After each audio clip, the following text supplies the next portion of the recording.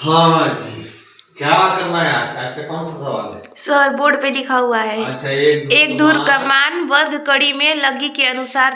अच्छा, बदलना है, कितना होता है ना वर्ग कड़ी में। ठीक है, 4 हाथ का लगी लेते, 4 हाथ का लगा है ना, उसको बदलना है। एक धूर में कितना बढ़ोतरी होता है? और जहां 4 हाथ का लगा है, पहले तो जानना है कि एक कड़ी बराबर 7.90 बराबर 7.92 इंच होता है ना।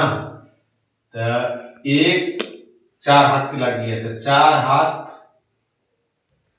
गुने 18, 18 चौका 72 इंच। एक हाथ में 18 इंच होता है, 72 इंच हो गया।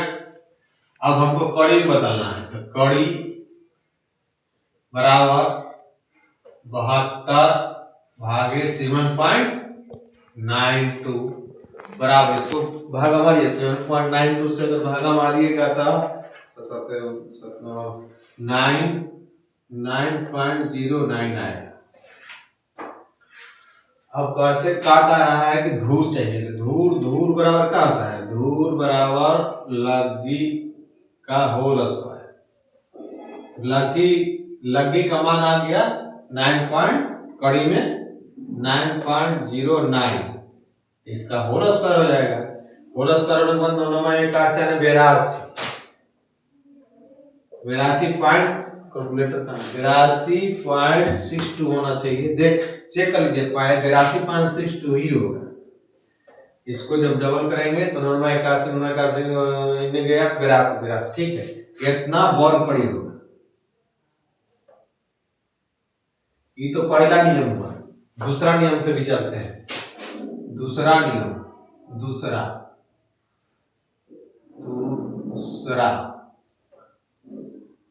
नियम 100 कड़ी बराबर 44 हाथ होता है, याद रखना चाहिए।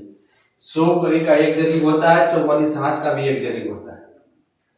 इसी फॉर्मूला पर बना है, इसी पर एक सूत्र बना है कि धूर बराबर 100/44 गुने लगी होल स्क्वायर। ठीक, अब इसको बैठाइए, कितना है? 100/44 हाथ क्या का लगी है? 4 हाथ का है, 4 यहाँ बैठा दीजिए, का होल स्क्वायर कीजिए। 4 से ही कट गया 11 बार में। हम इसको लिख सकते हैं कि 100/11 का होल स्क्वायर। अब इसको जब भागा मारिएगा तो कितने आएगा? 9.09। और कुछ आता है लेकिन हम 2 ही अंक किए हैं, का होल स्क्वायर हो गया। अब होल स्क्वायर, अब इसको 2 बार जब गुना कीजिएगा तो कितने आएगा? 82.62 वर्ग कड़ी। ठीक, इस तरह से भी और उस तरह से भी उतने आएगा। अब अपना सोच है कि कौन तरह अच्छा लग रहा है। ये अच्छा लग रहा है, इससे कीजिए, उससे कीजिए। क्योंकि इसका में दिमाग में रखना है कि एक कड़ी बराबर 7.92 इंच होता है, तो इंच में बदल के कन्वर्ट किए।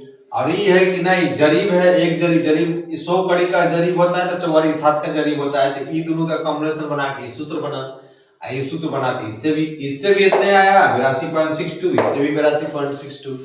जो समझ में आया आपको ठीक है, जो नहीं समझ में आया तो पूछिएगा।